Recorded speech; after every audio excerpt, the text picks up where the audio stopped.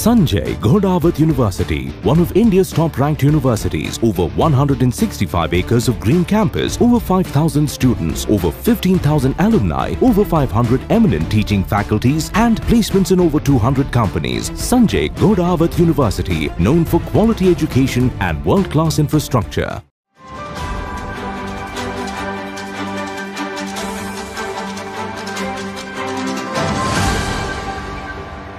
स्वप्नीलने केलं कांबळवाडीचं नाव देशात उज्ज्वल, जिल्ह्यात एकच जल्लोष.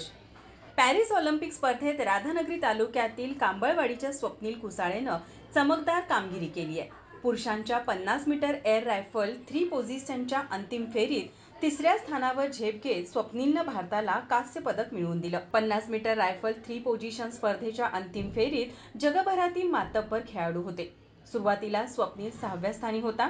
अंतिम फेरीत 8 स्पर्धक पोहोचले. त्यात प्रत्येक नेमबाज खेळाडूला 40 शॉटची संधी मिळाली. त्यामध्ये स्वप्नीलनं चमकदार कामगिरी करत तिसऱ्या स्थानापर्यंत मजल मारली. आज त्यानं पॅरिस ऑलिम्पिकमध्ये कांस्य पदक पटकावलं आणि त्याच्या मूळ गावी कांबळवाडी इथं प्रचंड जल्लोष झाला. आज सकाळपासूनच कुसाळे यांच्या घरी सर्वजण स्वप्नीलची कामगिरी पाहत होते, तर कांबळवाडी प्राथमिक शाळेत देखील सर्व विद्यार्थी स्वप्नीलची कामगिरी पाहत होते. अखेर स्वप्नीलनं नेमबाजी स्पर्धेत यश मिळवलं आणि त्याच्या आईच्या डोळ्यातून आनंदाश्रू वाहू लागले. तर स्वप्नीलचे वडील भारावून गेले. स्वप्नीलच्या अन्य कुटुंबियांनी आणि मित्रमंडळींनी एकच जल्लोष करत संपूर्ण गावासह जिल्ह्यात साखरपेढे वाटून आनंदोत्सव साजरा केला. स्वप्नीलचे वडील जिल्हा परिषदेच्या शाळेत शिक्षक आहेत, तर आई कांबळवाडी गावची सरपंच आहे. ऑलिम्पिकमध्ये स्वप्नीलनं मिळवलेल्या यशानंतर कांबळवाडी गावात आतिषबाजी करत अक्षरशः दिवाळी साजरी झाली.